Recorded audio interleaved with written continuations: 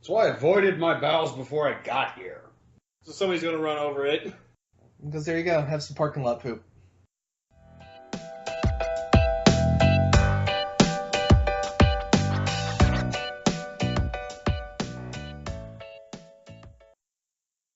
Welcome to Astronauts Anonymous. Today we have a special episode for you. We are doing our first movie review. We have decided to actually start reviewing bad movies.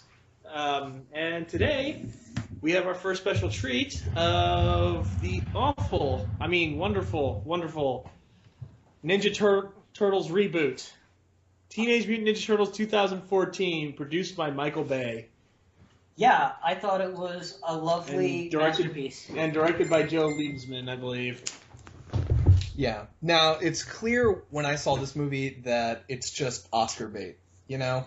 Oh, yeah, it's totally. Like, you take a historical event, you know, that's, like, into the cultural zeitgeist, throw some big-name actors in, and then just try to rake in the awards.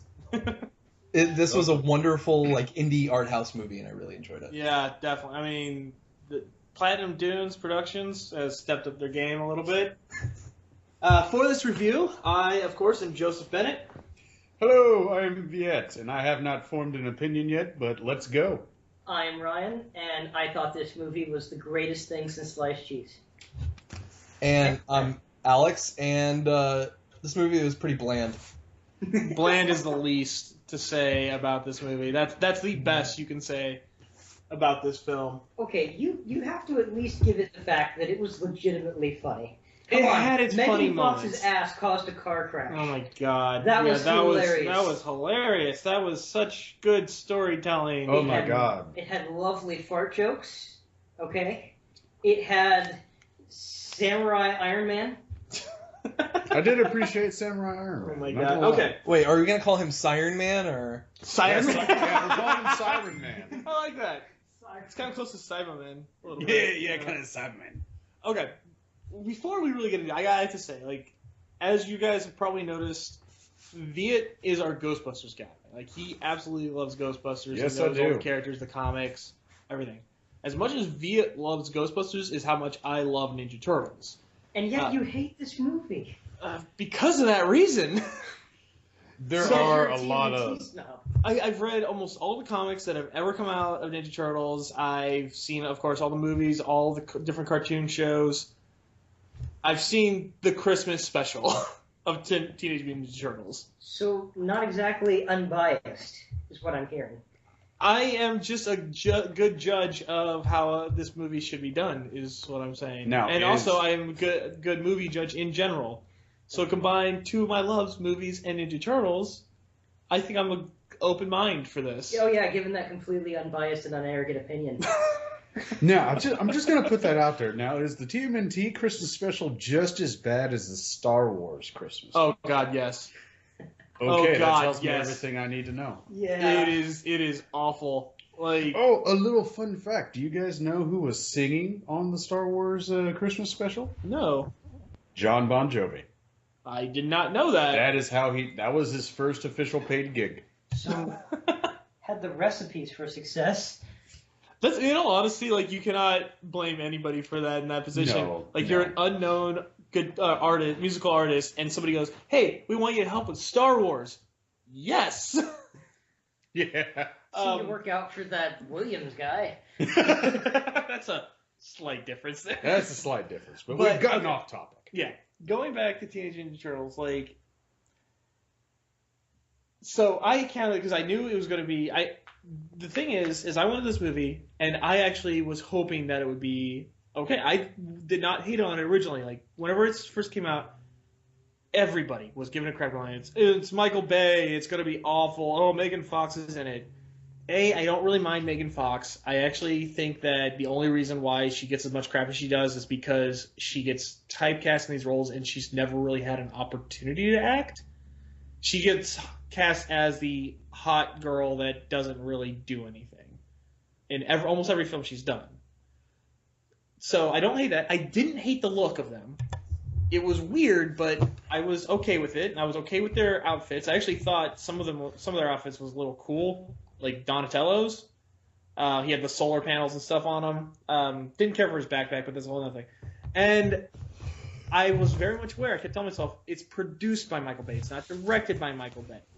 So that does not mean it's going to have all the regular Bayism. Also, I would actually go so far as to say that Michael Bay is like the Nickelback of film. That's a very true statement. Everybody yes. claims to hate him, yet he can't stop selling out or like filling movie theaters. And that like people forget that Michael Bay didn't even want to do Transformers 3. He was asked to come back by Steven Spielberg because Steven Spielberg loves Michael Bay's work. That's sad to know. Well, I mean, because like, all right, I think the last 2 movies Michael Bay tried to do something that wasn't necessarily action oriented entirely would be Pearl Harbor and Pain and Gain, and both of those. Pain and Gain is good. Well, yeah, but they were both destroyed by the critics. That's true. So I think when Michael Bay tries to get out of his comfort space with like, shots of women's asses and explosions and shit like that, they rip him apart. So he's like, fine, I'm just gonna make more popcorn films. Which is the point, because I did because I've seen this movie because I wanted to like this film so badly. I've now seen it 4 times. Wow. And the third time, the second or third time I watched this film, I actually counted because I was like, all right, no, this ended up being another Michael Bay film. I was surprised at this part. There's only 4 explosions. There are 4 times when Vern creepily hits on April. There's 4 April sex jokes. There are only 2 times, I was surprised at this, only 2 times a character goes, woo, in the film. And there are also 2 cowabungas. There are 10 slow motion moments. Yes. Ooh, that's dangerous. Yes, so it ended up being not as bad as a normal Michael Bay film, but still pretty close to a normal Michael Bay film. I'm going to call those slowdown moments Snyderisms because I think he kind of pioneered that with 300. Oh, man, now that was a movie. I actually did enjoy it. Well, that's okay. That's going to be a that'll be a different topic. That was probably his best work, and then everything else. Yeah, we can watch Sucker Punch for another one of these reviews sometime. Oh. That would be a good one. If you want me to just full Venom, then we can talk about Sucker Punch. Okay, basically, if we wanted Alex to react how I'm going to be reacting this entire review, we'll watch Sucker Punch. Yeah, anybody who tells me that, like, oh man, when Zack Snyder said, I think my movie's going to be too smart for people, that, like, I'm just going to point them to Sucker Punch. Because Sucker Punch is Zack Snyder trying to be as smart as possible. Okay, again, getting off topic, though, we will save that. We will save that for the Sucker Punch review. That's a good one, though. I think you need to top that slam for TMNT if you hate it that much. Oh God, I don't even like that's thinking your of goal. Movies as much as I have. I have very detailed notes about. Yeah. No. I would say that this movie for me, it's not. I think the worst. It's definitely not the worst Ninja Turtles movie. I think Teenage Mutant Ninja Turtles 3 still holds the cake on that one. And I would say actually, you know what? I can't believe I'm going to say this. This might be my second favorite Ninja Turtles movie. The original 1980s Teenage Mutant Ninja Turtles being number 1.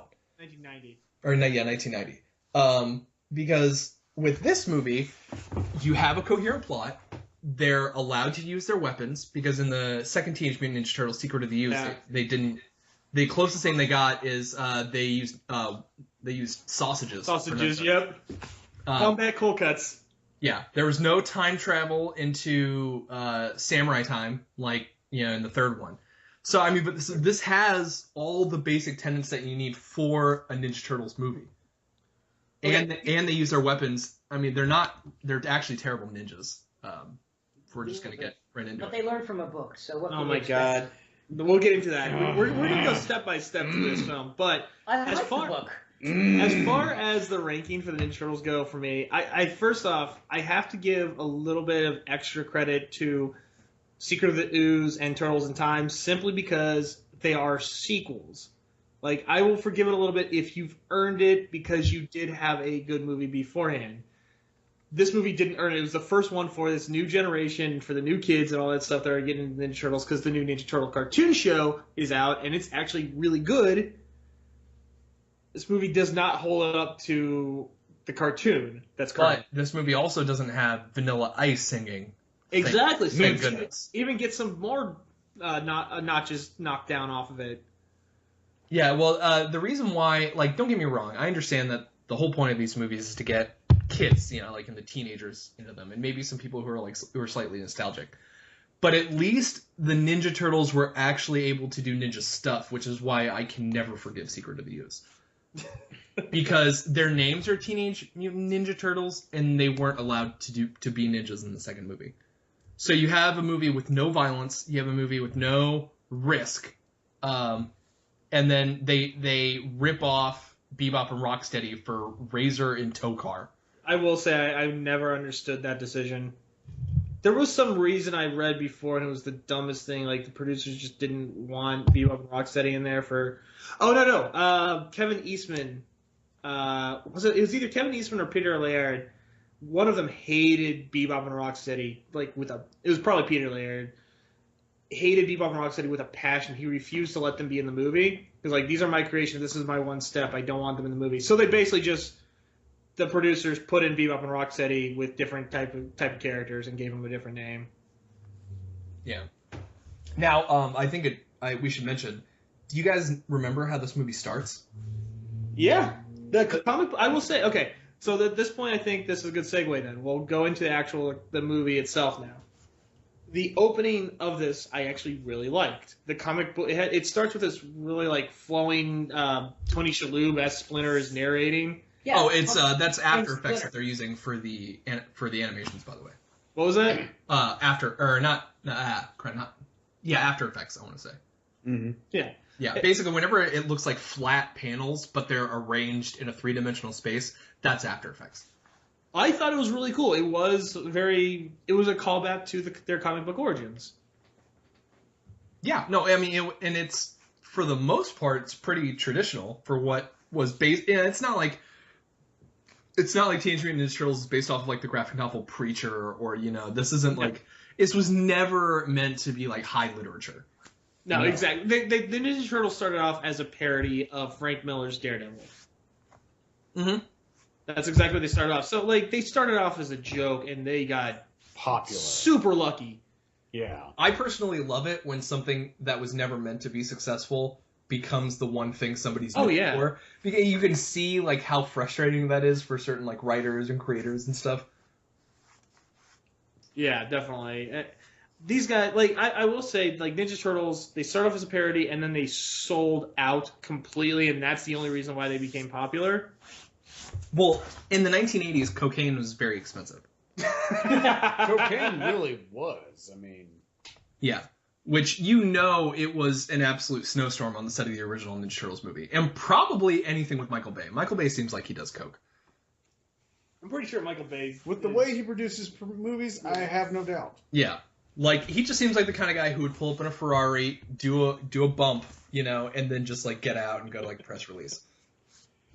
Ugh, we need some explosions. Now, actually, I would say in this movie, I think some of the original things that make Teenage Mutant Ninja Turtles so enjoyable actually hold it back from being a better movie. And in that, in the Teenage Mutant Ninja Turtle universe, television reporters still have a relevant role in America and society, and that reporters can be known for being good at anything. Okay, see, that's part of the thing, though, is that there's only 3 instances now, actually, where April was a news reporter. That was the original cartoon, the movie that became popular because of the cartoon, and then this new movie series. Everything else, she's not really a news reporter. She's a scientist of some sort. She starts off as the assistant of Baxter Stockman. Okay, so she was originally a scientist. Yeah, she was a scientific assistant, basically. But it's not like it's who directed this movie, by the way? Joe Liebesman, I believe. Joe Liebesman? Liebesman, yeah. Liebers, or because I'm thinking like, are we talking about Congressman Joe Lieberman? No. I was about to be just. I might have that completely wrong. That might explain some things about the movie. Side project. All right, actually, somebody look that up real quick because I might be wrong on that. Oh, no, you're right. It is Joe Liebesman. Okay. Liebesman.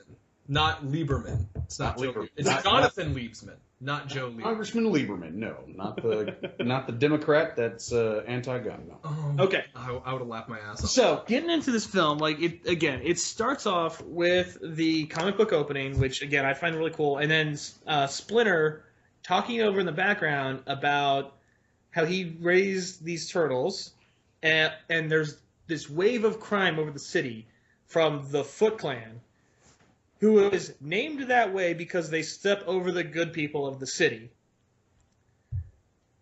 Okay, first off, they're the worst secret organization in the world if everybody knows that the Foot Clan exists, which they constantly talk about the foot attacks, which that's another odd part. The police clearly know the Foot Clan is there.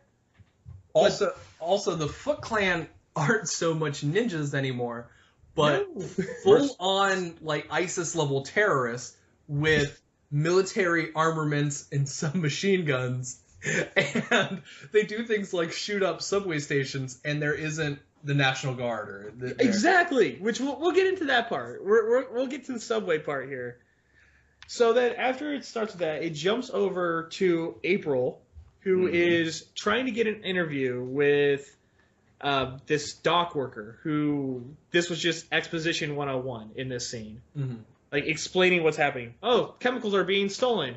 We don't know who it is. We think it's the Foot Clan. Hey, if you remember these Foot Clan guys, you'll always remember them. Like, he literally says that. It's like, you don't forget something like that.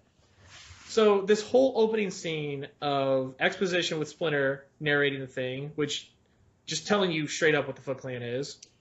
Yeah. And then April explaining what the Foot Clan is doing by this non-interview where the guy's telling her everything. It's saying that he doesn't want to talk to her. Oh, yeah, and he's talking about mutagenic chemicals. Yeah. He's got a hard hat on, and he's talking about mutagenic chemicals, and she's like, isn't that what they use for genetic research?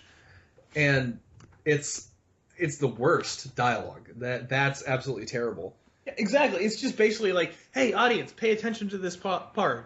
Now, it also actually introduces one of my favorite parts about this movie, which is Will Arnett. Yes. Yes, that is true. I'm not even mad that he signed up to do this movie, but what I do love is that he is hamming it up as hard as he can. Oh yeah. Will Arnett is perfect for that kind of thing. Like, a role that everybody else will, like, kind of try with, but there's no real purpose to the character. No, and that's where Will Arnett is fantastic. Exactly. He will make that character hilarious. His purpose is purpose. Yeah, actually, in the movie Popstar, Never Stop, Never Stopping, he plays a TMZ guy from, like, the TMZ reality show. Oh, that's perfect. And I imagine that's actually the same character as in this Teenage Mutant Ninja Turtles. I imagine it's a shared universe. So they go from this scene of her talking to Doc to she's shoved over to do her actual job, which is basically a 5-second clip of her jumping on a trampoline. Yep. I was cool with that. And she goes, I did 4 years of journalism school, and this is what I do. And I'm like, you're probably in the 1% of journalism majors who actually get to do their job. Yeah, exactly. So don't complain. Also, your job is not relevant anymore. Nobody, they don't even address that. No, they just want people to believe that journalists still are relevant. They should have made her like a blogger or something. Why have her on a trampoline? Like, I have 10 you could have reasons. done Ryan. Actually, in fact, yeah. Now that I think about it, her as a blogger would make way more sense in terms of the kind of stuff that she does, and she could have like a Twitter following and stuff, and talk about conspiracy theories. That would have been actually fantastic, and because I hate movie journalism too. Like I know, like Will Arnett, he meant.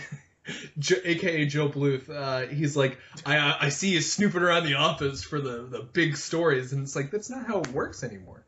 Which, there is a great part in this film that they did an Arrested Development joke, where he's eating a pimento and olive sandwich.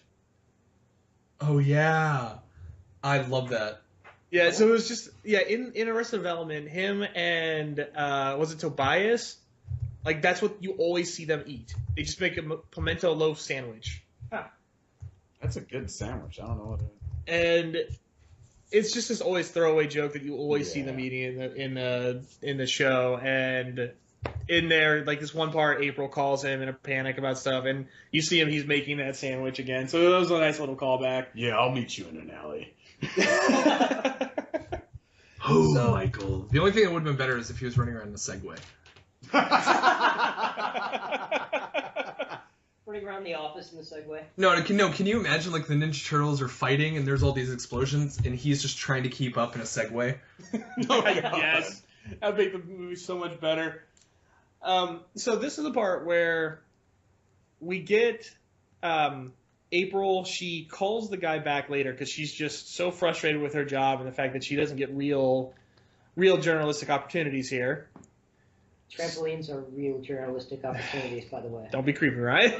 It's kind of already. Yeah, he's crossed that line. He's crossed that line. Just let him be creepy. I'm trying to give the trampoline industry their due. You can't just like write it off completely. Jeez, Joe. So all closed-minded. She That's calls. your favorite film. So April calls the dock worker guy again on Skype to make sure you know with the giant sign that says Skype that she's using Skype to call this guy. You mean Skype that's owned by Microsoft? Yeah, right? Oh, okay. Wow, I heard that's a really good. With her Windows 10 phone. Oh, yeah. Oh, man, that's blatant product placement right there. So she calls him and she gets this tip that there's something going on in the docks tonight that he heard about. How he heard about it from the secret mercenary group, I don't know. But he found out this thing, so he tells her about it. And Yeah, so she goes to the docks. And they're not really being very quiet, these mercenary secret ninjas. And this is the first time that you see ninjas. I mean, no, they're not in this movie. They're not. But this is the first time you get to see the Ninja Turtles at all. Yeah. When they throw a shipping container, an entire shipping container, at a group of guys. Yeah, they're superheroes. Okay, in some iterations, yes, the Ninja Turtles are slightly stronger than humans. But this was... Well, remember, they have all the relative powers of a turtle. Exactly. So, of course, if a turtle were 6 feet tall, or like 9 feet tall like they are in this movie, of course they could throw shipping containers. That's the thing. There's no ninjas in this movie whatsoever. The Foot Clan are not ninjas. The Turtles. The Turtles are not ninjas. Teenage Mutant and... The name's there, yes. They are the Teenage Mutant Tank Turtles, though, in this movie. Yeah, actually, the TMTT. Yeah. They're gigantic. Mm-hmm. They're... Oh, my God. We'll get to this part, too, later, but they're bulletproof. And like, they do things like ram their shells into up-armored vehicles and whatnot. And dent them. That just looks so painful. Yeah. That part didn't mind, because that one did make sense, the fact that, he was going at high speed, and he did hit him with his shell. But, I mean, that would crush him. Turtle shells are not stronger than metal. Well, has anybody here ever shot a turtle? We don't know. I'm neither going to confirm nor deny, but I might have an anonymous friend of mine who loves murdering turtles. So, okay. Okay, if there are any PETA listeners, just turn off right now. We are animal friendly podcast, and we're not endorsing turtle murder. No. We have a kitten who is our mascot, currently sitting in Viet's lap, being adorable. I'm trying really hard not to make an Asian stereotype joke right now. You're loud. Actually, do you know I have to bring this up, and I'm sorry, I don't mean to drag it off track, but if you want to talk about not only just like racist movies, but racist edits, in the movie Enemy of the State with Will Smith and Gene Hackman, oh my God. There's a scene where Will Smith is being chased, and he busts into a Chinese restaurant, into the kitchen of a Chinese restaurant, and the next shot is a cat jumping off the kitchen table and escaping. Literally, that is the shot. Oh, God. I meant to rewatch that movie. But actually, I have to, you know what? I'm going to take away a second letter from Teenage Mutant Ninja Turtles. Well, no, not from the... Well, it's like, not only are there no ninjas, right? There's actually nobody in this movie who even knows a ninja. In fact, I would be hard-pressed if anybody in this movie even knows an Asian person. Wasn't Shredder both Asian and a ninja? Shredder was the only Asian person in this. Well, no, him and Karai. Karai, yeah. Which I have my own complaints about Karai too, which we'll get in a moment. Yeah, but we have two. We have two. Like, Shredder is the closest thing we have to a ninja. Yeah, and I'm not very familiar with ninja lore, but I'm pretty sure a metal suit gives you ninja powers. Isn't that how that... And let's not forget, in the original cut of this movie, it was supposed to be that corporate dweeb that was supposed to be Shredder. And he was supposed to be Eric Schrader, was his name. Yeah, and they viciously re-edited that after they heard the fan backlash, because they're like, no, we saw the previews, we know you're building this guy up to be Shredder. Yeah. Which I'm glad they didn't do that, but the way they went with it did not improve it much. Although, actually, now that I think about it, since we know that we discussed in the earlier podcast that Splinter is just a giant Steven Seagal fan, it would have been hilarious if it was just a bunch of wannabe ninja weeaboos that were all fighting each other. So nobody actually even Oh my ninja god, with stuff. fedoras. Wait, Yeah. wasn't it? I thought that's what this movie was about. Kind of was. Which we'll get into Splinter and his weeaboo-ness in a moment. We'll go into that in a little more detail. But after the shipping container part, she sees that the symbol, that famous Ninja Turtle symbol that has never appeared once before, that apparently means family. So she goes running home. On our planet, it means hope. Yeah. Yep. Absolutely. Not an S. That's the second Snyderism. That we So this is the part where it introduces this side character, which I still have not figured out the purpose of her. Is you see April's roommate, who immediately goes, "I was Skyping with my mom." That's her only line. Yep. All you need. And so the only purpose of the roommate that I found was she starts telling the roommate about all this stuff, that what she saw, that she ran into the Foot Clan. And then later in the scene, she talks to the roommate, and it's literally just a reason for April to be able to talk to everybody to give more exposition. Roommates in movies only serve the purpose of exposition. That's it. Yeah. And like usually, not only they serve exposition, but they do the thing I hate most often in movies, which is say the plot out loud. Like in romantic comedies, like the roommate will be like, "Girl, you need to get your life together," and that's it. That's all they do. It's time for you to get your groove back. This roommate didn't even do that. She talked about talking with her mom. Yep. On and Skype, she mentioned April she got that vomited product the placement. entire plot to her. Yep. That's all this roommate did. Yeah, you have to. This is a Teenage Mutant Ninja Turtles movie. Okay, you've got to get through all the different beats, and you can't waste time developing characters. What are you gonna do? Give them depth? Then you're gonna have to cut the scene where Raphael's brooding. You know. And then how are the kids they didn't have enough of that. Yeah, how are the kids gonna know that he's mad or he's angry? You see, for me, I think That in and the the- whole movie that they really gave Raphael the wrong persona. I really do. I feel like Raphael's been like criminally misused in a lot of Teenage Mutant. Oh man, I saw this animated, like CG 3D animated one, Mm-hmm. and they That had was a good one. they had Raphael running around as a masked vigilante.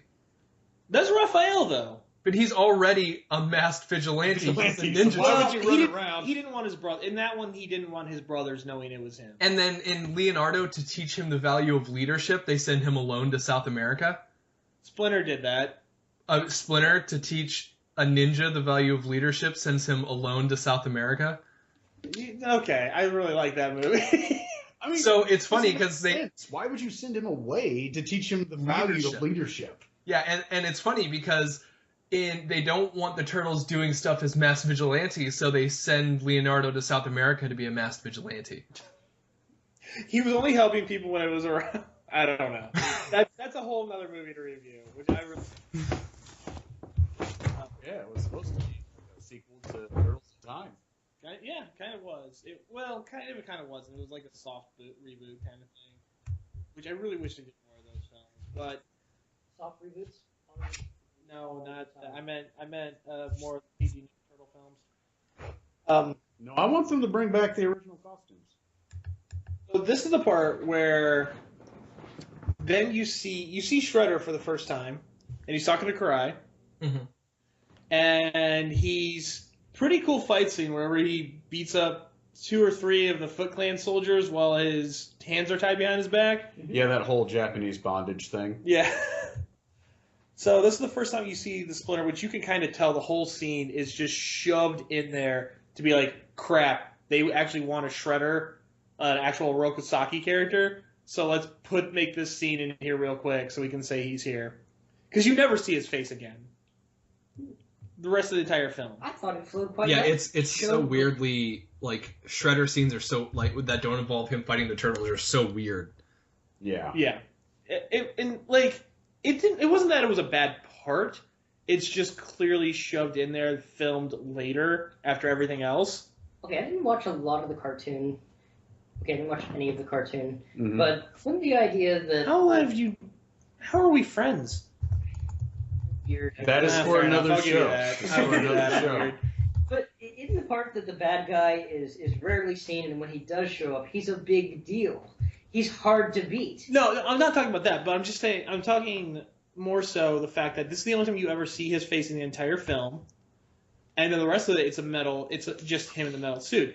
Because clearly it was supposed to be Eric Schrader. Like, entire film, you can tell they filmed that, the entire fight scenes, all that stuff, when it was supposed to be the other guy. I can't remember his name right now. I can't find the answer to the question I heard. Hey, Alexa! Alexa's here, alright! Also, Shredder looks like he's about 7 feet tall in the movie. Yeah, he's just as tall as the turtles, if not just a few inches taller. Because it's clearly supposed to be a robot suit for that white guy to wear. Oh no, I meant even without the Yeah. Iron Man suit. Like he's huge. Like they have him, I think, elevated so that way he looks taller than Weeaboo guy. Which they learned their lesson. Like, Shredder doesn't do much in the sequel, but he does show up a lot more in the sequel, which I really like the sequel to this film. So they fixed the Shredder, and they fixed the Foot Ninjas too. They're actually ninjas in the sequel because they learned their lesson. But we're talking about the much better one. Oh my god! So this is the part. So what she says is that because Karai explains to Shredder how these vigilantes keep messing up their stuff and whatever. So Shredder tells him, "All right, set a trap for him." Which so happens the trap ends up being right where Vern and April are driving. Of course. Just completely lucky. Yeah, In that way? no, you don't want. You're what do you- good looking. Yeah, what would you rather have? Her find them because of her journalistic expertise? I know, right? Come on. I would rather just a pure coincidence of Vern and April driving down the road and a bunch of people come yelling and screaming out of a sewer or out of the subway, which immediately you think terrorist attack and run toward it. Yep. If you're a reporter. Yeah. Oh. And if you're a police officer, run away. Don't get near the danger. Yeah. But okay, so this is the one where you see like the Foot Clan knows that every single time that they go out and do these clandestine things, the turtles, they don't know they're turtles, but these guys show up, beat the crap out of them, and then leave. So their whole plan is to hold a bunch of people hostages and just wait out in the open then. Yep. That's their entire plan. Well, slow down. New York is a very small place. If you commit a crime, and then there are only like 2 subway stations in New York City. So if you hold up a subway station, there's a 50% chance that the turtles are going to show up. Yeah, they'll be the first, before the police, before the National Guard, before anything else. And, whenever you want to lay a trap for somebody, you should just say, hey, I'm here, and then wait for them to show up. By the way, how do the turtles know where crimes are happening? They showed that part. Remember, Donatello's whole setup showed the police reports, and they had security cameras and stuff like that. And then Michelangelo was watching the cat with the chopsticks. Now, one thing actually I did like how Raphael's headband covered his entire head. I thought it was cool that they didn't have like uniform headbands. Yeah, I don't mind the costumes, except for the fact that Raphael, not on top of his headbands, had those sunglasses. That just sat there. You can't have him put them on. The Donatello's the one that wears glasses. Why did he have sunglasses at the top of his head the entire film that they never fell off? Because Raphael's a hipster douche. Yeah. How did they never fall off? Magical powers. Yeah. They tap into the shell force. Yep. Oh my god. The Turtle Force. Yeah, the turtle force. it makes them super fast and super strong. And it holds glasses on top of your head. It does. Like a helmet. Well, Donatello carries around computer equipment, and none of that slides off. Yep. And he slides down a sewer pipe with it on his back and doesn't get damaged at all. Nope. Yeah. He's got a GoPro. But it works. Yeah. It's like, and his cell phone's water resistant. So Yeah, they're all water resistant. yeah. So Now, also let's not forget that that Splinter has mutton chops and a Fu Manchu mustache yep. Yeah. That's just the way his hair grew. and a And man hipster bun. and a hipster top, man bun. He actually, he is full on white middle class hipster. Pretty much. The only thing he was missing was being at a Starbucks. Yeah, exactly. With a caramel macchiato. Yep, and writing his novel. Yeah. Wait, like, he's a rat. Like, how do we know that he wasn't, like, an imported rat? Wait, you think he's a Japanese? Are you saying that Chinese He's a rats, Japanese or rat. Japanese rats grow mutton chops and Fu Manchu mustaches? Man, that's kind of racist. No, get that cat off of your lap. I don't want you to cook him. That's racist. No, that's a very, very real possibility. You ever had cat delicious? And let's also not forget that even though Shredder was born in America, well, no, I'm not going to say he has an Asian accent. He has Tony Shalhoub trying to do an Asian accent. Yeah. Which, okay, yeah, we're about to get to that part because we're about to get to the part where April first meets the turtles. My Because- sons the world won't be ready for you. After the Ninja Turtles easily take out the Foot Clan that was just standing there in the middle of the open, Just standing. they run up to the roof, and April, of course, follows them, takes their picture.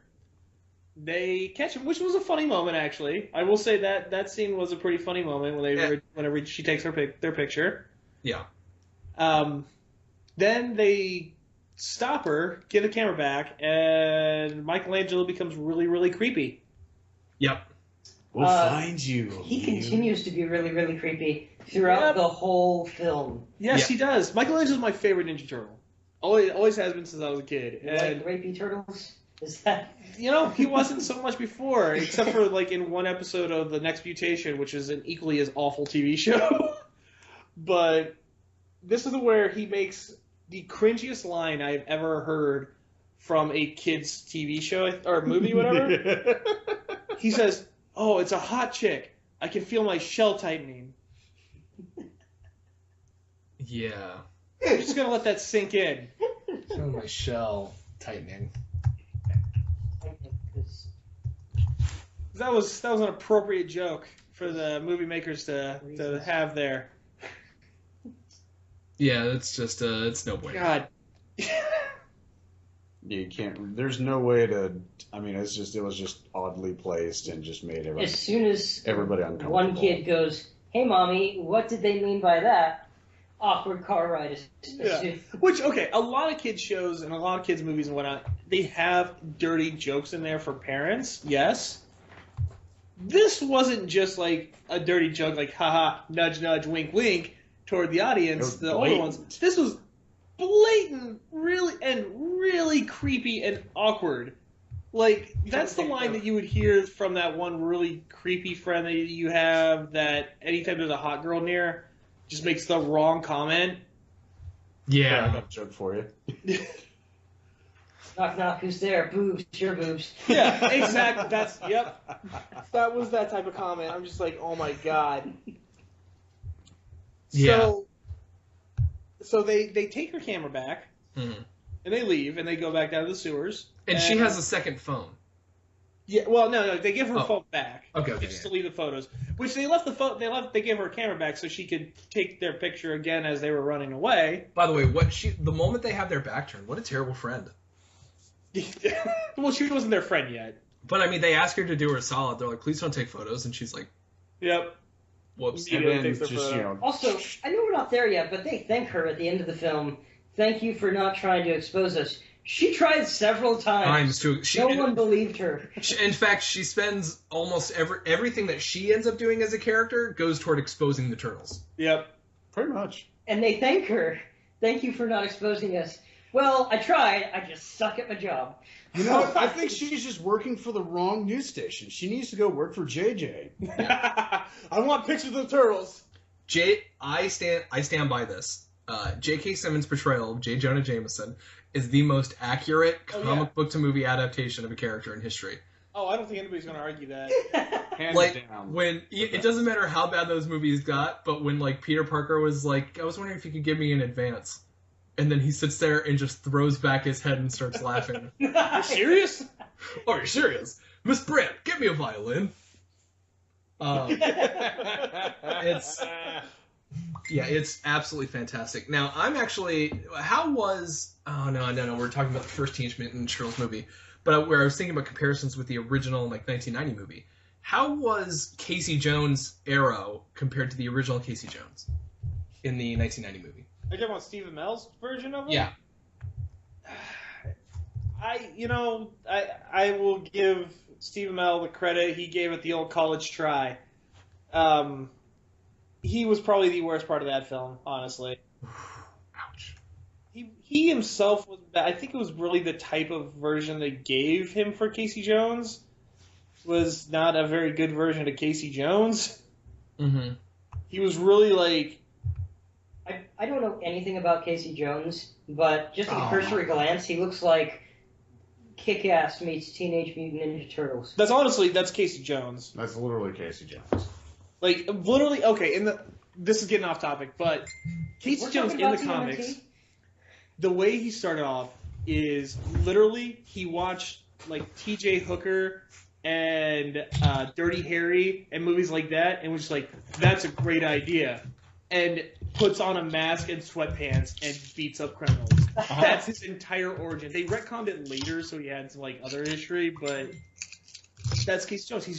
He has anger management issues, and he likes to get into fights. So he decides to go beat up criminals and do some good. That's his entire origin.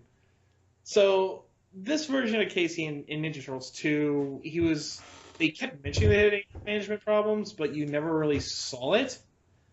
And like Mr. Furious and Mystery Men? Yeah. Actually, no, that's actually a very apt description. He was very much Mr. Furious. Or Joseph Gordon-Levitt in Halloween H2O, which I'm sure everybody remembers. Oh, God, not really. I remember George Clooney sneaking a pink at Jamie Lee Curtis's boobs. Wait, in George Clooney wasn't in Halloween H2O. Which one was he in? None of them, I'm pretty sure. George Clooney. George Clooney, box office superstar, said, "I need to be in Halloween H2O." Granted, that was his ER time period, so he wasn't really huge at that moment when H2O came out. In Halloween H2O, he has a hockey stick, and he's like, Tommy's been suspended 5 times for getting a little crazy with the stick, and he slams the hockey stick. But, so yeah, that getting back on topic. Yes. This is the part where they go back in the sewers, and they made the mistake again of just straight up exposition.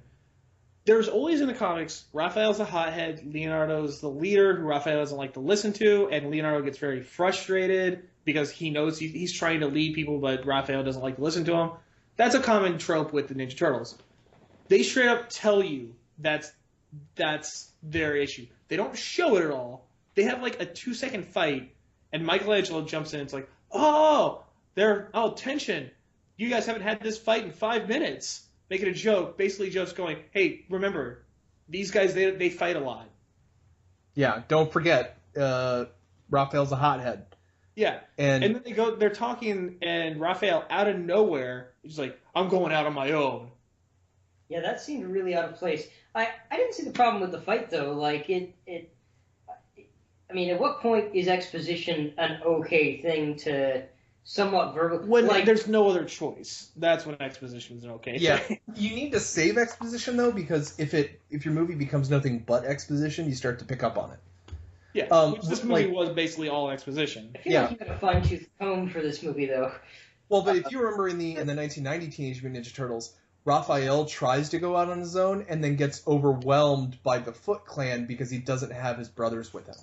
Which Pretty is much. that was such a great scene. Yeah, so they're like, oh, look, he's angry, he's hot-headed. And not only did they show it and not tell us, but we also actually got to see character development come from it. Where Raphael's like, oh, my hot-headedness has actually affected the party negatively. Exactly, and the first time you see it, it's not even that part. Like they built up to that scene. Like the first time, whenever they're all dancing to tequila and having fun. Raphael puts his trench coat on. It's like, I'm going out to a movie. That okay with you? Like doesn't want to be part of the group. Yeah. It shows you that. And it makes their personalities important to the story. Exactly. Whereas just saying they're hot-headed, basically Raphael's hot-headedness doesn't really affect the plot of the story at all in the 2014 Teenage Mutant Ninja Turtles. Well, sure, there's that big speech he gave at the end, which was such a moving... Oh my god, we'll get into that too. We haven't even made it to that part yet. Yeah, there's nothing more that I love than end-of-movie speeches. I love it because if you want to talk about just an exposition dump, it's like, all right, we need to show that something has happened. They do it at the end of Cars 2, and they're like, by putting aside our differences, we were able to come together and save the day. I'm like, thanks, Owen Wilson. Oh man, that's awesome. Joe. Yeah. Or they did it at the end of every episode of that movie with Mr. T. The A-Team. Yeah, I love it when a good plan comes together. Yeah. Well, that was his catchphrase, though. That wasn't exposition. That was just his And catchphrase. that was the A-Team. Yeah. This isn't. Yeah, it wasn't. That wasn't Schindler's List or something like that. Yeah, that's true. You don't expect that from A-Team. You never saw Oscar Schindler. I love it when a good plan comes together. Schindler's List. Although it's funny because Liam Neeson played that guy in the A-Team. He played Oscar Schindler. Yep. And Howlin' Mad Murphy. Yep, Howlin' Mad Murphy. But yeah, so it's things like that the movie gets really weak when they just say how things are. Yeah, exactly. I like, again, in a kid's movie, I can understand that a little bit. Yeah. This went way overboard. It's like every scene was an exposition scene. Every scene where it was just corporate weeaboo and Shredder is just exposition. Pretty much. Like they just and weeaboo guy and Megan Fox. He's like, yep. So I betrayed and killed your father. These are the mutagenic things that created the turtles. Blah blah blah blah blah blah blah. Mm-hmm. Which this is the part where she goes up there, or she goes back home first, and this is the second part where you see the roommate. Yeah, because she remembers she hears Raphael, and she's like, Raphael. Well, she gets all their names. Yeah. So she recognizes them, which that's the second coincidence, is just so happens that the only person that's investigating the Foot Clan and the Turtles is the only person who would know who they were in the past. And actually, that almost reeks to me of post-production, because she remembers later her naming her four turtles Leonardo, Donatello, Michelangelo, and Raphael. But when she first meets them and they give their names, she doesn't have that flashback. You know what I mean? I can kind of forgive that because she was still in shock of the whole thing. And she did repeat it as if that sounds familiar. Yeah. But this is the part where, again, it causes more problems because this is where it shows a little bit of that the Ninja Turtles were an experiment that April knew. Which, if you read the new Ninja Turtle comics, the IDW series, which is excellent, it does the same thing. But with the comics, they had a lot more room where they can go into a lot more detail, and there's a lot more history, and shows that they're reincarnations and all this stuff. This was a 2-hour movie, and so there was very little point in having her have known them. Yeah, and then also, not only knowing them, but naming them, the Turtles have somehow been able to grow to 9 feet tall. And Tony Shalhoub, even though he's the same age as the Turtles, he's younger and wiser. Yep. In rat years, like. And literally everything that Shredder or that Splinter has undergone in his life, the Turtles were there. So what wisdom does Splinter have that the Turtles don't? He was already an old rat when they got mutated. I don't know. I don't have an answer. Yeah, he was a lab rat. I guarantee you he wasn't living like a long and healthy life. No, he was being tested.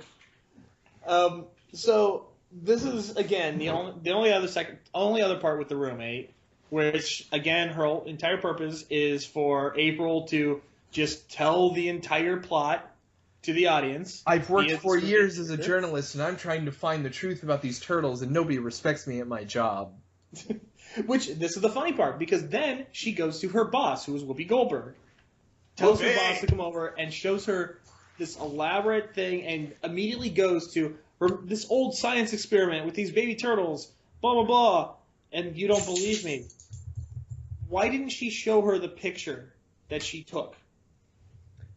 It's on her phone. No, remember, she took the picture of them running away. You can clearly see 4 giant figures that look like turtles. Now, I haven't seen a Whoopi Goldberg movie so critically misuse their awesome casting role since Theodore Rex. Oh, yes! I saw Whoopi Goldberg and I was like, oh, Whoopi's got to get paid. That's fine. You know, you got to pay your bills. But they didn't use her. You know? No, they really didn't. No. I think Joe Bluth had more screen time than Whoopi Goldberg. In fact, I'm like sure of it. Oh yeah, no, he did. She was the side character, which I mean, okay, that's whatever. But again, April has evidence. April has clear evidence. Yet instead, she just goes psychotic on her boss and doesn't show her a single bit of the actual evidence. Yeah.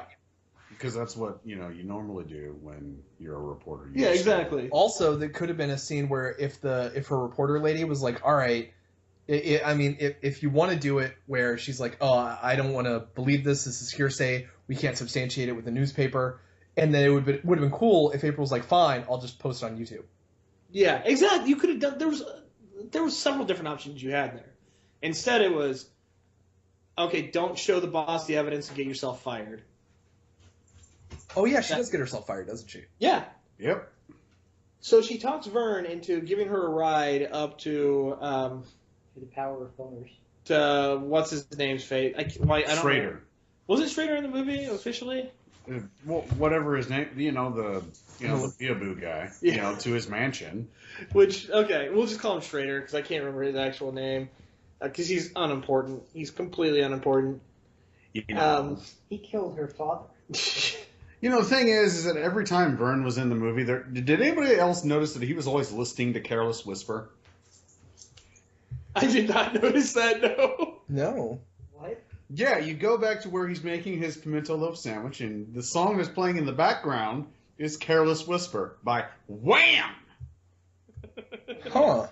Say that again. Oh no, Wham! his name is Eric Sachs, Eric Sachs. and he's played by William Fichtner. Yeah, that's right. I used to know him as the Prison Break guy. Yeah. Do you guys know who voiced Leonardo? Yeah, Johnny Knoxville. Yeah. Yep. I mean, it sucks because this is actually a good cast. It is a really good cast, and it was so horribly misused. Yeah, this isn't like these aren't a bunch of no-name actors. These are all well-established people who have a good, strong filmography. William Fichtner can do a bad guy. He is a bad guy in The Dark Knight. You've got Whoopi Goldberg, I believe she's an Oscar-winning actress. Yeah. You got Tony Shalhoub. It can't be the actors that ruin this movie. Saying William Fichtner was a bad guy in The Dark Knight is the loosest version of a bad guy. Also, No, he had a shotgun. He said, "You and your friends are dead." Like he did a whole thing. Exactly. He was in a very short part. But you know what? It was a very good part because It he was. brought out I'm just saying that you Delville can't say he was a shotgun, and he's villain. just like, you know what? You're not taking the mob money here, guy. Yeah, I wish he was my banker. I want a banker who brings a shotgun to work in a major metropolitan city.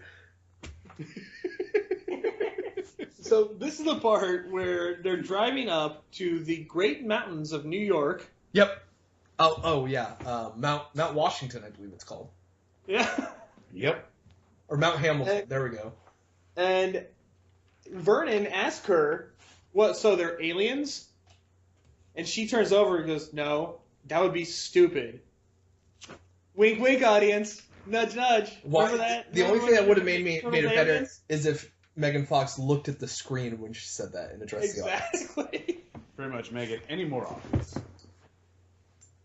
So she goes up and tells this fact that Sax that these turtles exist, and he immediately recognizes them, and he tells his story. Sax says, those are my experimental turtles. Which, who uses turtles to conduct experiments? They were originally going to use rabbits. Can you believe that? Oh. So he tells his whole backstory to her about how, which again I guarantee you was another scene. He's not the Shredder, guys. Remember, he's not actually the Shredder. He was raised by the Shredder. Yet apparently doesn't know martial arts and isn't part of the Foot Clan. And it tells the whole story about how some evil guy in the past in Japan poisoned the villages until a hero rose and cured them. So more exposition. And so he immediately goes and tells Shredder. Hey, I found the turtles. So yeah. Please be proud of me, Dad. Exactly. Which is funny. Please be proud of me, Dad, who looks like he's the same age as me. Yeah. Actually, in all honesty, William Fisher look older. Yeah, that's the thing. He pre-adopted me. So that's the thing too. Is they never touch on that again. They never in the movie touch on the fact that Shredder raised him. And Karai gets the shaft in this movie completely because the history of Karai, she's the daughter. Well, technically the daughter of the Shredder in most kind of. She's related to the Shredder in some way. Yeah. And that's the reason why she's Foot Clan. She's actually a very honorable person, but she's under the Shredder, so she obeys the Shredder. And she feels like the Shredder is her father. Karai got none of that, and you get this Eric Sachs character who is the son, the adopted son of the Shredder. And that's no mention of it again. Pretty much. I mean, basically, Sax was like, look at me, Dad, I can do things. Which later on, he says he's doing all this stuff for money. He's a super rich guy, and if he was raised by the Shredder, why? Yeah, he doesn't need the money. No! Well, but, power corrupts, absolutely. He had a lot of power. And people that have money always want more money. He was arguably look at that. He was arguably the top of his game in terms of genetic engineering. Pretty much. So they kind of go into the whole mutagen, he talks to the Shredder a little bit, they explain why they want the turtles. Because the mutagen in their blood is going to cure the disease that they're going to put over the city. Which, you had 15 years. You couldn't come up with another poison that you had the cure to? Or mutagen? In 14 years, you couldn't get 4 more turtles and sprinkle more of the mutagen on them? Well, they lost the mutagen into the fire. Okay. That's why they needed their blood. Yeah. But still. They needed all of it, too. Yeah, I love how they do that. It can't just be like a vial or, you can't just run it through the little machine that spins it really quickly. Or keep them alive to make more. Nope, you got to take it all at once. But I just don't. That whole idea doesn't. And they did the same thing in the Amazing Spider-Man. Though it was turning people into lizards, so that made a little more sense. But this one literally is just. It pains me to say that the Amazing Spider-Man made more sense than another film. Wow. Yeah. Man. That's a bold that hurts. But again, we're going to poison the entire city with this cure. That was literally your only plan. And you could not come up with another type of poison that only you had the antidote to. Yeah, also, when they were talking about the cure and the antidote, that's not how antidotes work. There's no, cure-all. It's usually an antidote for a poison. Exactly. And that's the thing, is they said it was a cure-all. So, if you created a cure-all, you wanted power and money, release the cure-all. Yeah. You don't need to poison people. Yeah. Just release the cure-all as a magic potion. Yeah. Hey, we've cured cancer. And everything. What should we do with it? Kill people. Exactly. Like you have it. You don't need to poison people. Yeah, in fact, like, what is up with so many movies being like, I'm a rich industrialist at the top of my game. Time to poison New York City. How is that going to affect your stock options? It's the thrill escalation. They just got so far. The only thing that'll get them off now is poisoning the population. Also, maybe it's just me. That's the only way. Maybe it's just me. Destroy It's like, themselves. whenever I see any kind of crisis in New York City, I'm no longer worried because that city's just been wrecked so many goddamn times. They've got that rebuild process down. Yeah. It's like the cities in Neon Genesis Evangelion. It lowers into the ground and raises back up. Yeah, like, and just giant monsters just fight around it all the time. Pretty much. So at this point, the Turtles tell Shredder that they met April, and You mean Shredder's like, Splinter. "Oh, Splinter." Yeah, they tell Splinter that they met April, and Splinter's like, "Oh no, we need to get April." Why? To protect her. From at this point, what? To sexually harass her somewhere? Well, I think Michelangelo so, has yeah. that covered. Yeah. Michelangelo's like, yes, I'll protect her. I've got a special But- place in my race car bed. My shell is already tingling. Like, literally. So, she tracked down the Turtles. Oh no, she's going to be captured by the Foot Clan. Why? How do you? What makes you think the Foot Clan's going to care about her at all? Yeah. Like, they got lucky because she just went and talked to the Foot Clan. Also, So like- it just so happened. Also, where are the Foot Clan recruited from? Well, in this, they're just mercenaries, so You doesn't see, matter. in the original 1990 film, they were misguided youth. No Yeah. fathers. No. Now that parents. makes Such sense. a good because, movie. Yeah, because misguided youth are the perfect base that you could train them to be weeaboo ninjas. I could see that. I could see a bunch of kids in 1990s New York being like, "Yeah, I'll run around and do flips and ninja shit." Like, Yes. Sweet fine is- attitude. yeah, I just want Sam Rockwell to offer me cigarettes. Yeah. So, okay, now this is my other part. So not only why do the Turtles need to go save April from the Foot Clan when they have no idea that she has any connection to the Foot Clan, but then also, how did Eric Sachs, whenever she took a picture of them and had found out about them, how did he know to put a tracking device on her because they were going to capture her and, like, to take her into the sewers? It was premeditated. How did they collaborate on this? Also, Okay, so from here we're on gonna out- give you the girl. from here on out, I'm gonna call Eric Sachs Yakety Sax. Yeah, exact. Oh my god, It's a more perfect. fitting name. Yeah, he should have been Dr. Yakety Sax. And he should have been in charge of the Yakety Sax Corporation. So this is the time whenever they capture April and they bring her down to the sewers, and they explain their whole origins of how April had saved them from the fire. Really sweet, touching scene. Mm-hmm. And then, I cheered up. yeah, and then how Splinter raised them. And then he Who, by the way, is found, the same age as the Turtles. yeah, exactly. And then he Um, found Rat the Race. ninja book.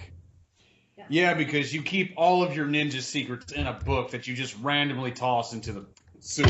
And it wasn't even a thick book. No. And so he learns all this martial arts training from a book. I know all of my martial arts training from the book. That explains your martial arts ability right there. And then, because he became obsessed with ninjutsu, everything Splinter does from this point forward is designed with a Japanese aesthetic. Including pizza. What? They had a lot of pizza there. Oh, okay. The pizza wasn't a Japanese aesthetic, I guess. No, but it was Italian. He creates the legend of the Hogasha, which I don't think that's actually a Japanese word. I don't know. I think they just started making up words that, hey, this kind of sort of sounds Japanese. Yeah. So literally, like, you talk about Eric Sachs being a weeaboo, Splinter is the ultimate weeaboo in this film. He is obsessed with Japanese culture. and he has no connection to Japan whatsoever, except for he read a book on ninjutsu. Yeah, that's how it works. Yeah, but you see, in the original comic and the original 1990, they explained that he was the pet rat of a famous ninja master. Exactly. Like, that's a very loose origin, yes. Like, Very that loose. doesn't yes. make sense either, but it makes a ton more sense than what they. than this. That still doesn't. I mean, Shonuff is not a good programmer by proxy. Like, You don't know that. If he gets mutated, he might be a genius programmer. You know what? He's gonna just develop the glow and just start beating the shit out of Ryan. That's terrible. And have awesome computer skills. Yeah. I can hack time. Hacker man. So, because again, Splinter, as an old rat in the cartoon, either he's Hamato Yoshi himself, so he came from Japan, that's how we knew it, or he was Hamato Yoshi's pet, who also came from Japan, so he came overseas with Hamato Yoshi. He is a Japanese rat, and he learned martial arts by watching him. Can you Either imagine one of those. Can you What? imagine if like Shredder has like a cousin or something like that and just goes over to his apartment and is like, seriously, I know we're Japanese, but what is up with all this Asian shit? It's like that one that's just way too into their culture. Yeah, it's like did you have to buy every Kurosawa movie on Blu-ray? Like, Well, slow that down, one I man. can see. Oh Actually. yeah, that I could see, but it's like he is just so it's frustrating, you know? Where did you get these Zen panels from? Well, but Yeah, it's obvious where they got them from. They're rich, but then what do they need? What about they already have money. Why do they need to send mercenaries? And by the way, what mercenary is going to take a job to shoot up a subway in New York City? Oh God. Yeah. A foreign mercenary, I guess. I don't know. Yeah, like what group of 13 hours mercenaries are going to be like Recruited from ISIS. Oh. Yeah, like, but then how are you going to get them into the country? Like, I understand wayward youths committing petty crimes because they want to rebel, and then they don't. They built it up in the '90s movie, and like even Splinter learning ninjutsu by being a rat and watching, it didn't make sense generally, but it made sense within the confines of a movie about Ninja Turtles. Exactly. With this movie, doesn't even give you that luxury. They just hand you they give you a giant expository dump, and they're like, "This is what we are and who we are. We're connected to you, April, for no reason." Did you say suppository dump? Yes, he did. Yes, he did. Oh, So I meant to say expository dump, but either of those work. They're talking about their origin and how April O'Neil's father set the building on fire, and then you realize, because April was there to rescue the Turtles and Splinter, so literally he set the building on fire with April in the building. I think her father is a violent arsonist. You know what? He did not care if his daughter died, so possibly. Yeah, do you have to burn down the building on Take Your Daughter to Work Day? She didn't care if her father died. She saved the turtles instead of looking for him. He was already dead. He was shot. Yeah, he got shot. She didn't know that he got shot, but he was just dead. She was there, but she didn't know. She was a kid. I'm trying to find some excuse for it. I don't know. If I was a kid, everything that happened within a fire would be a very, very potent memory. You know? You know, Yak and Sack shot April's father, you know. Yeah. Man, Yakety Sax is just an asshole. But he's just an Yakety asshole for the purpose He also of he's an asshole for the purpose of being an asshole. Yep, because he wants more money. Yeah, and he wants more money, yet instead of selling the mutagen that cures everything, he wants to create a super disease that can only be cured. He'd have to know if a disease was released in New York City by a genetics and then a genetic company instantly had that antidote before anybody else. That would be an Enron level congressional investigation. Pretty much. Which, I'm going to get to that later on, but they don't go very far to hide that it was them. In fact, like, I can't think of a better way to get caught. Oh, no. They found a better way to get caught, which, again, I will go into that when we get to that part. But this is the part where suddenly April finds the card that had the tracker in it in her pocket, right, whenever they get there. Which I'm not upset about that part because that happens in a lot of kids' movies or whatever. The bad guy always finds them right when they find the tracker. Yeah, right when you find the tracking number. It's like they're watching from a van. They're like, all right, she sees it. Waiting. They're just like laughing the whole time, like, ooh, this is gonna be good. She got it. Move, move, move. Yeah, no, they're like, she's pulling out. Oh, no. She's looking for her Panera card. Like, Wait for it. She's almost got it. So this is where the big fight ensues. The foot soldiers break in, and then Shredder comes in with his new souped-up armor. Which, why did we need new souped-up armor when we didn't see his original armor? Hey, Oh, you mean Siren Man? Iron Man. Samurai Iron Man. Because they couldn't get the rights to the Silver Samurai, who was already wasted in Wolverine. Oh God, let's not visit that. So Splinter's fighting Shredder while they all... Oh my god. What? I just realized. Silver Samurai and Shredder are exactly the same character. Pretty much. Pretty much, yeah. You have an older Japanese man, hell-bent on revenge for no reason, who needs the magic blood from his enemies. That cures everything. Yeah. Oh my god. Teenage Mutant Ninja Turtles is literally just the plot of Wolverine. Yeah, no, you're not wrong. And it's even, you have this older Japanese man who gets inside a giant, ostentatious samurai suit to go and fight this super-powered enemy. a little bit. No, it's essentially the TMNT movie was, the Wolverine. Now I just imagine there's this entire Japanese family where they all have giant metal samurai suits. And they sit down for dinner, like they go to Chipotle and they're all in their own giant ostentatious metal samurai suit. Oh my God, you just described the Running Warriors. Yeah!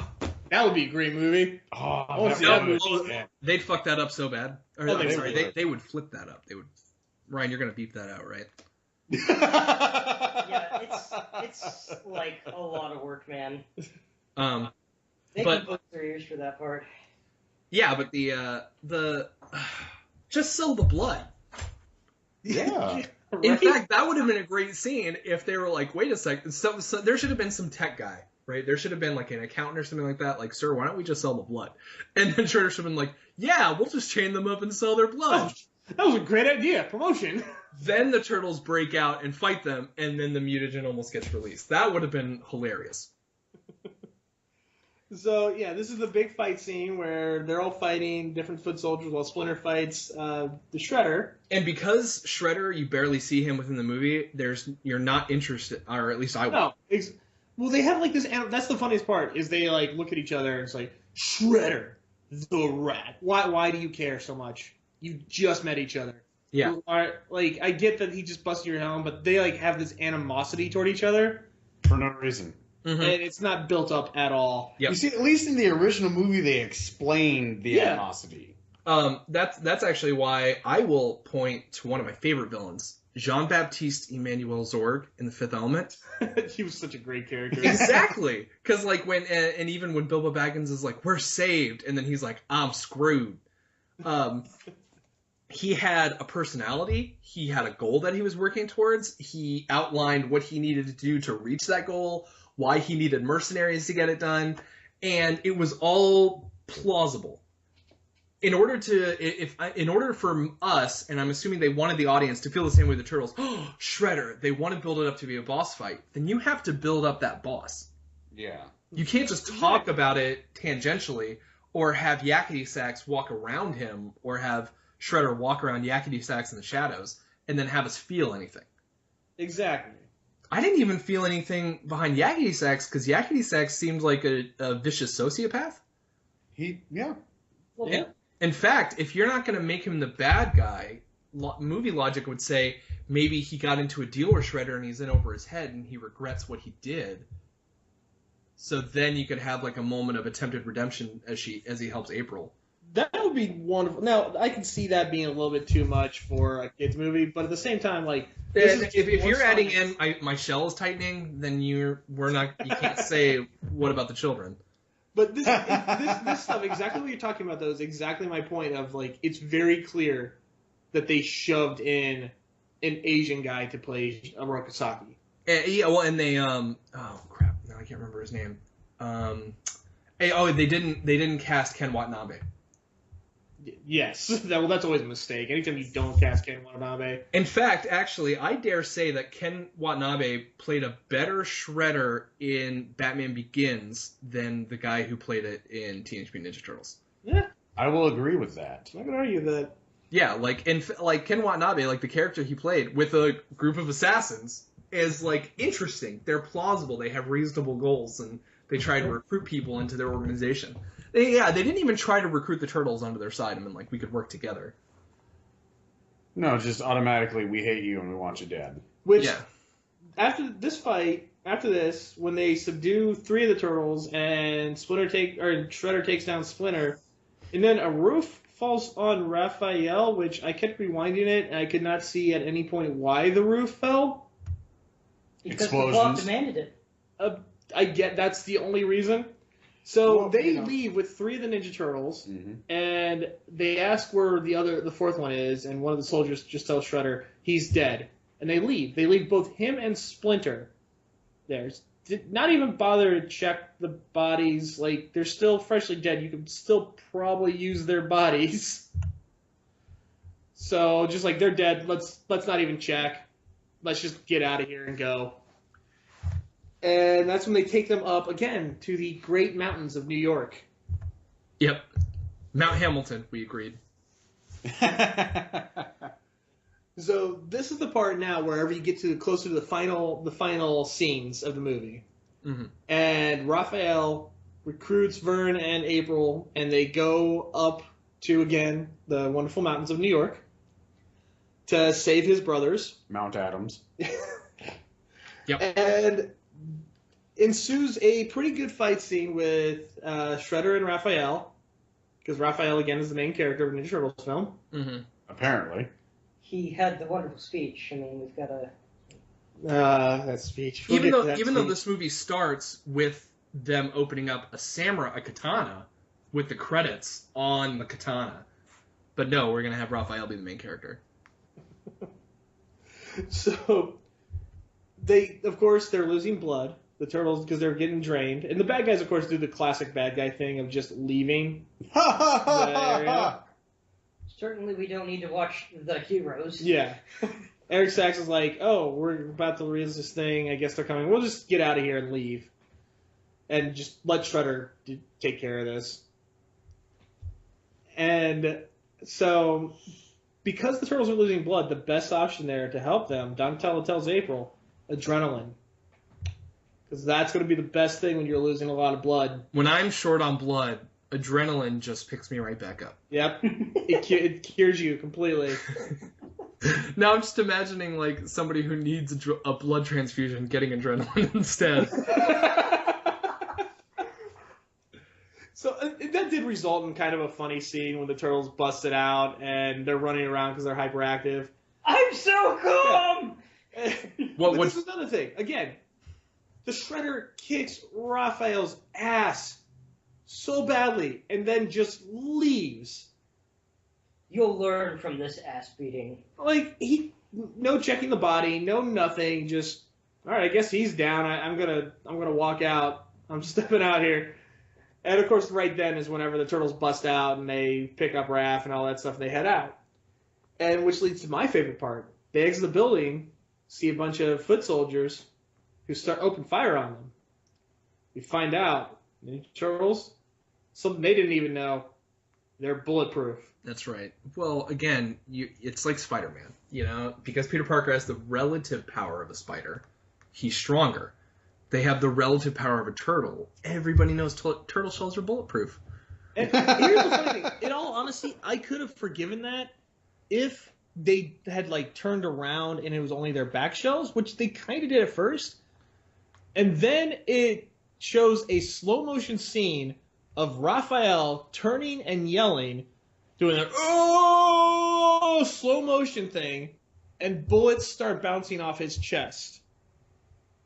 In slow motion. Which, the thing I didn't like about that scene is that the writer... That it was stupid! Yeah, the writers put the Turtles in a situation that they couldn't get out of, and they didn't know how they could figure out a ninja way to escape because they don't do ninja stuff. So they're like, oh, I'm just going to make them be bulletproof. Well, then I'm not worried about them anymore. Exactly. Yeah. In fact, why do they jump around and do flips at all? Just wade into bullet fire. Well, they didn't know. Didn't they just find out? They did, but still, at the same time. I would stray away from bullets before I knew I was bulletproof as well. Granted, Also- it is just their shell. It's the front and the back of the shell, so it's like wearing a super awesome bulletproof vest. You're telling me with a bunch of random machine gun fire, they just are the shells magnetic? Do they draw the bullets just to the chest and the shell? In this scene, I guess. I For don't know. secondary power. Yeah. I don't know, because most hired henchmen don't have that great aim. I mean, look at stormtroopers; they never hit anything. Well, and Those aren't hired that is true as henchmen. well. If you're a trained soldier at all, if you've been trained in firearms at all, your main instinct is to shoot for center mass, Mhm. Yeah. which is why they make bulletproof vests the way they do.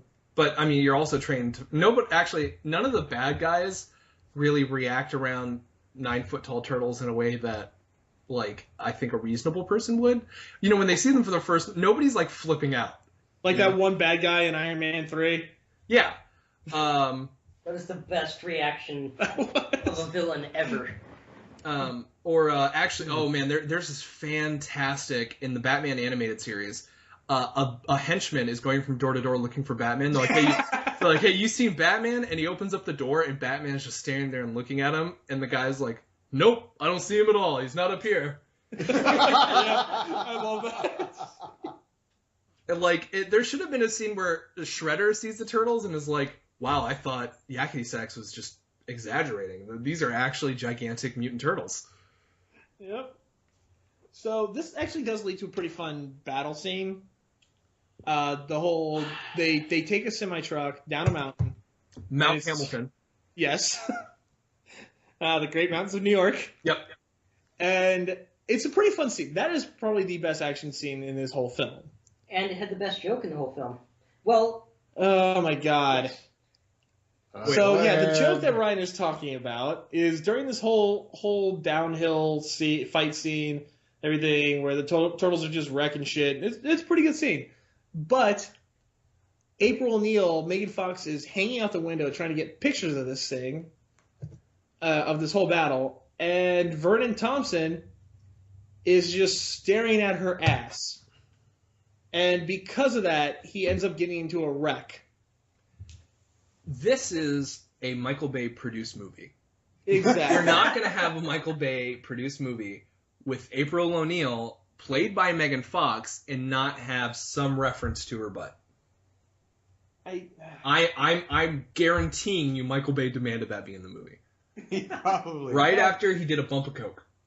this was after like Transformers 2, so it was after they had their fight already, and like Megan Fox had said she would never work with Michael Bay again. Well, from what I understand, it was Steven Spielberg that asked Michael Bay to get rid of Megan Fox from Transformers 2. Really? The story that it goes, and this is all conjecture. I'm not backing myself up with any sources. But supposedly, there was a delay in Transformers 2 with production, so Michael Bay bought everybody on the set tickets to go on this tour of the pyramids. And Megan Fox made a comment and was like, "Oh my God, Michael Bay's worse than Hitler." And to which Steven Spielberg, who's the executive producer for Transformers 2, once that got out, was like, "I directed Schindler's List. You're firing her right now." To which he said bye, but then he's like, "I'll call you later when I do Ninja Turtles." Yeah, so that was, as from what I understand, Michael Bay liked Megan Fox and has always liked Megan Fox, but Spielberg demanded that she not come back for the third movie. Yeah. I can't believe we're talking about the Transformers cinematic universe, but in that scene on Mount Hamilton, there's also the thing that I hate the most when a turtle falls and destroys an a Humvee by he dents that Humvee. Like I've driven an up armored. First off, who got the Humvees up the mountain? Yeah. Well, they took the road for that. Humvees without armor, like they get maybe 3 miles to the gallon. So once you start up armoring them and everything like that, they are so terrible to operate. Like it would have taken them all day to get that thing up that mountain. Well, Yeah. I mean, that's why they relied on gravity for this part. Getting down was easy. Yeah, and then who gets all those vehicles up a mountain? And by the way, why were the Foot Clan up the mountain? It's not like Well, they were they ninjas. were at Saxon Ninja State. Mountain. Okay, so Yakety Sax had an estate in the mountain. Yeah, that's why they went up there first. That's where the whole lab was and all that stuff. It was so that makes sense why they were up there. Yeah. But also, they just, again, this was another scene where Karai was in the entire thing. Karai is one of my favorite Ninja Turtle characters. Absolutely love Karai. And they didn't use her at all, except for she was, like, the ground commander. And, of course, like, if you did this whole scene and you had Karai fighting hand-to-hand or sword-to-sword or whatever with Ninja Turtles while they're going downhill, I would have loved that. Yeah, but then you would have to. Are they going to do that whole Karai Leonardo dynamic? You know, because in the comic books they had a relationship. And they were the closest they ever got to like a relationship was in the new cartoon. Yeah, they have a mutual respect for each other in all the other series. Have you seen what a turtle's penis looks like? I can't believe I actually am going to answer that yes. It's like a snake from Tremors. You know, the ones that are in the creature's mouth. In the ground. Like. From Michelangelo's comments at the beginning of the movie, I imagine the shell would get in the way.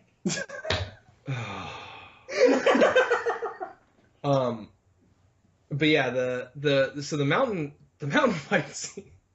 That I feel like, I don't know, somebody like attached that to the script, or like there was a re-edit and then they didn't explain, like somebody's like, oh, why do we have a ski chase in this New York City based show? Nobody questioned that. Which, I mean, it worked. As far as the fight scene goes, it was a really fun fight scene. Yeah, it's just the thing is with the turtles being literally indestructible and bulletproof, I'm not worried for them. Yeah. Well, the big bad guys, which are worried for them. I mean, Iron Man could rip a turtle apart, presumably. I just want to talk about Iron Man. I don't know. These turtles they're immune to projectile fire, and they also can destroy metal with their shells by existing. Which they did have, which we didn't mention before, but there was a scene where they're stuck in the van, and Raphael just jumps through the van wall. Yeah. He's like, fuck doors. So apparently their bodies can just tear metal apart. That even comes apparently. So I don't think Iron Man can do much. No, much against him. Well, he's not made from. I mean, it's like gold alloy. Ryan's just trying to defend Iron Man at this point. It's titanium gold alloy from his defense satellite. Those are both metal. They're still metal. Still metal. It's tougher. Shut up! We're not defending Iron Man. We're defending this crappy movie. We're not defending this movie at wait all. a minute. So it's not the greatest movie of all time? You just admitted it was a crappy movie? It's a crappy movie, and I'm tired of talking about it. We're almost done. We're at the end here. We're at the end. Yeah, we're it gets down to the bottom of the mountain. Yep. Mount Hamilton. To the express sewer pipe. Yep. That goes from the mountains of New York to downtown Manhattan. How else are you going to get that clean mountain water into the sewers? Like, seriously, they are racing a helicopter, and they arrive shortly after the helicopter gets there. Through a sewer pipe. Yep. It's a Mario edition sewer pipe, so it just instantly transports to the other side. Why did nobody monetize that and turn it into, like, the world's greatest water slugging? Why wasn't the plot of the movie just to bury New York in an avalanche? If you're gonna put a giant mountain, you shouldn't use it. That would have been a better plan. Because this is the part where then it shows the tank on top of Sax Tower. Yakety Sax Tower. If you're trying to hide the fact that you released it, why are you releasing it from your building? Yeah, your building. Second, if you look at it, if you go back and watch it, it says Sax Industry on the side of the tank. Yep. So they did not go very far to hide that they caused this. Any publicity is good publicity. Yeah, you've never seen the Eli Lilly MRAPs like rolling down like Circle Center?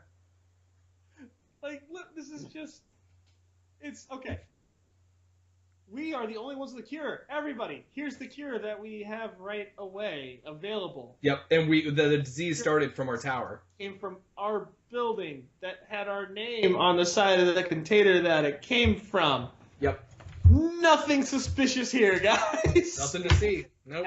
But my favorite moment in the movie is when they all get to the tower and they're going up to the roof. This is around the same time. and we get this wonderful turtle rap, of which I haven't seen the sequel, so I don't know if we get more. No, we do not get more of the turtle rap of them beatboxing in the elevator.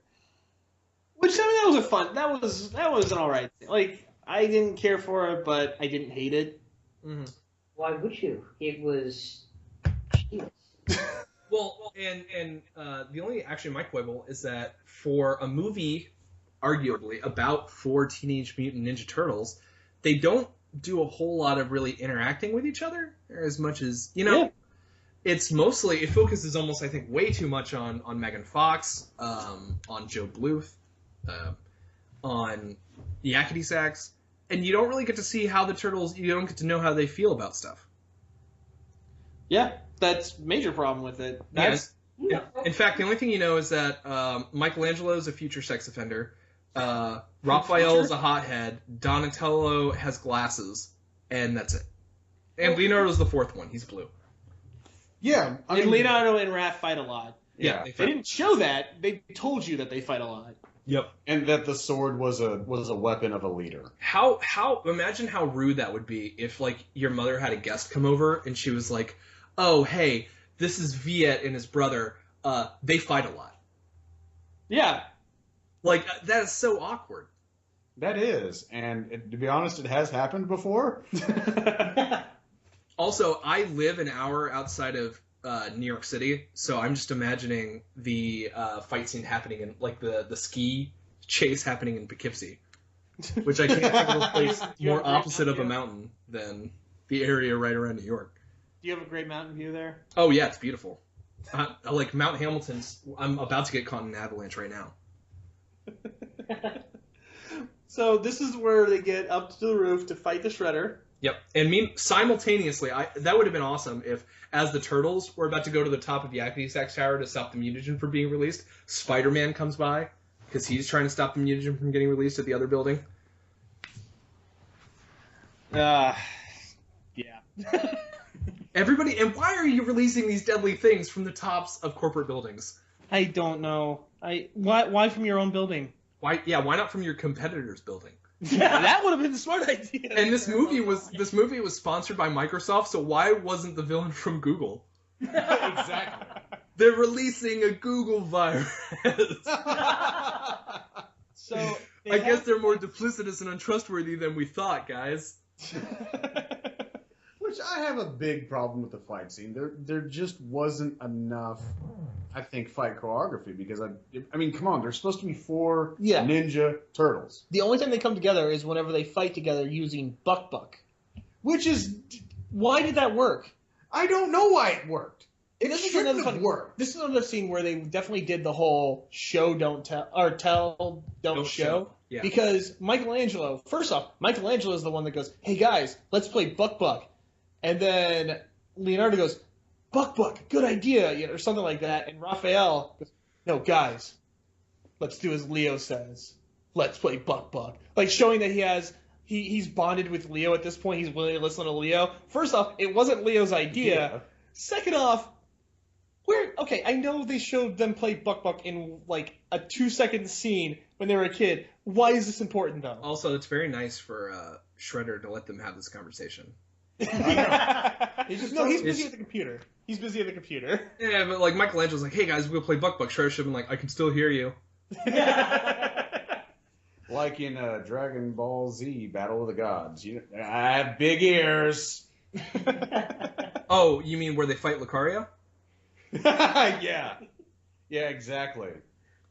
But yeah, it just, and also like they do this with a lot of the I would go back to Michael Bay because you notice it actually in the Transformers scenes where you'll have these clean shots, right, of just like an open landscape, and they just start sliding the camera to the side or back, and you'll notice the Transformers will have to bob and twist to stay in frame. Yep. They do it. There's actually one, I can't remember which Transformers, but Optimus Prime is sneaking through a car dealership and is like twisting and turning to stay in frame, and he's not even scuffing up the floor. And it's like a perfect linoleum floor. So I feel like that's where it comes from with these Ninja Turtle fights. Again, you just have these flat shots, and then you have these CGI Iron Man and the Ninja Turtles just jumping around to try and fit in frame. And playing Buck and then throwing him off a roof. Which he absorbs the mutagen to repair himself. Which they don't mention in the sequel at all. They don't mention that in the sequel at all, which to me seems like a major plot hole. So... It is, but at the same time, I'm glad because what they did with the sequels, they basically ignored the first one, which was the best call. Well, and to be fair, in Secret of the Ooze, in the end of the first Ninja Turtles, Shredder's destroyed in a trash compactor, and apparently the police just dumped his body in a landfill because he punches his way out of the garbage. What are you supposed to do with a giant tin can? Yeah, I'm surprised Swamp Thing didn't find him. Yep. And so like you can't say that this sequel had a worse reason for just blah blah blahing Shredder back into. I like it. Again, I like this sequel. I like the sequel. Yeah, I mean this isn't definitely my favorite Ninja Turtles movie, but it has to be my number 2 just because I dislike 2 and 3 of the original trilogy so much. So yeah, they fall off the roof, and then you have Raphael's. They all give like what they're sorry for and everything. Donatello's sorry because he's the one that licks all the stuff off the Pop-Tarts, off the frosting, all the frosting. Michelangelo's upset because he never understood the ending to Lost, and then Raphael goes into this whole tear-jerking speech about how he's sorry, he was always angry, and he always gave them crap, and how it was because he always believed them, felt he wasn't good enough, and this completely comes out of nowhere because we saw Raphael mad, but we never really saw why or anything like this whatsoever, so it's completely unearned and unimportant to anything else in the film. I thought it was a wonderful tear-jerking speech. It made no sense. Ryan wept openly, actually, when I saw it. Well, Ryan cries a lot. Openly. Yeah. So, and then they fall, and it's zoomed in on Raphael's face, and then they stop. They've landed on something. How did they survive the fall? Because they're indestructible turtles. Weren't you paying attention? Why were they scared and thinking they were gonna die? They didn't know up until recently that even bullets couldn't hurt They them. didn't even feel it when they landed. So they are super turtles. Apparently. It should make you happy. They're your favorite Oh, superheroes. God. Now Here's they a better can't question. destroy How do the turtles practice... Except by bad writing. How do 9-foot tolls practice somersaults in a sewer? That is a very good question. They had their dojo. In a sewer. Yeah, you They're saw not- how big that thing. It was pretty big. Also, actually, I don't even think... Those turtles didn't look like they should be able to fit through a manhole. No. No, there's no way they could. So how Also- do they speedily get into and out of the sewer? Well, that's another question then. They're Because the shape-shifting giant turtles. antenna fell in the middle of Times Square, and they're standing there for a few minutes. How did nobody see them? Yeah, it's like in The Amazing Spider-Man when Andrew Garfield kept taking off his mask. Because it was itching his shovel face, you know? Which, yeah, nobody... It's weird. In this movie, it's like April O'Neil is the only one with a cell phone camera. Yep. And it basically posits a universe where anything crazy happening in Times Square wouldn't immediately be, like... People would be throwing that on Snapchat. Like there's 50 million security cameras already on Times Square. What, Times Square? Video cameras? No. That's nuts. So basically, we end the movie here, and you see a little shot of the party wagon where it blows up Vernon's new truck or car, and Michelangelo gets to be creepy on April again. Rightfully so. And thank God this film is over. Yep. And I never have to talk about it again. Don't worry, I'll have it on when you come over. No, I will shove the remote down your throat. Ryan owns it on Blu-ray. I do. I don't have a Blu-ray player, but... You have a PS4! You do have a Blu-ray player. Yeah, actually, you know what would be hilarious, though? If they didn't, when they released on Blu-ray, call it a green, like now on Green-Ray, then they fail. No marketing. They actually did that with the Hulk when it came out. Which one? It's the Incredible Hulk, Edward Norton. Oh, okay. Yeah, not the one with Eric Bana. But, so, my final thought on this film, I think, was pretty evident from the beginning. It was awful. It deserves a special place in hell. The only good thing to come out of it was the sequel. Now, I'm gonna disagree with you on that one because while I do agree the movie was bad, if a movie is absolutely like 109% terrible, it can get into that territory where it's so bad it's good. This did not. This was not so bad it's good. This was bad enough that I couldn't enjoy it, and it didn't have enough punch or wasn't funny enough or it's engaging enough for me that I would want to watch it a separate time. So it's the worst kind of bad. Too bad to enjoy in a positive way and too bad to enjoy in a negative way. All right, what about you, Ryan? It was legitimately funny. It was fun in a lot of parts. Not knowing a lot about the lore, I wasn't as critical as you, and it was like an okay movie, but not one I'll ever watch again. See, that in all honesty, that's what I hear from a lot of people, is that they thought it was okay, which, okay, fine. I guess I can't abide it. What about you, Viet? The dude does not abide? Nope. No, the fight choreography was terrible. Terrible plot development, poor character development. This movie is just absolutely just god awful. Why did we review this? Because Joe, why did we review this? Oh god, because we're gonna do awful movie reviews, and next we're doing Sucker Punch. Oh boy! All right, I'm sorry, you mentioned it, man. You're the one that brought it up. Do me a favor. If we want to do just a 2-week hate fest, we should do Brave after we do Sucker Punch. All right, so everybody, thank you for listening. If you got other ideas for other movies you want us to review, let us know. Yep. Like if you want us to watch The Last Dragon, let us know. Please let us know on that actually, one. yes. That'd be awesome. You know what? Yeah, We can put those three up. We can be like Last Dragon, Brave, or Sucker Punch. And we can He'll have be people showing vote. us first time he watches Last Dragon. Yeah, he could see where his dad came from. Yeah, exactly. All right, Ryan, well, thank you all for listening. And we will have our podcast up later this week as well. So look forward to that. Episode 4, is that? Yes, 4. Episode 4. So yeah, along with this, we are going to upload that as well. So listen to both. Let us know what you guys thought. Let us know what other movies you want us to review. And have a good night. This has been Astronauts Anonymous. Nerdy news, one step at a time.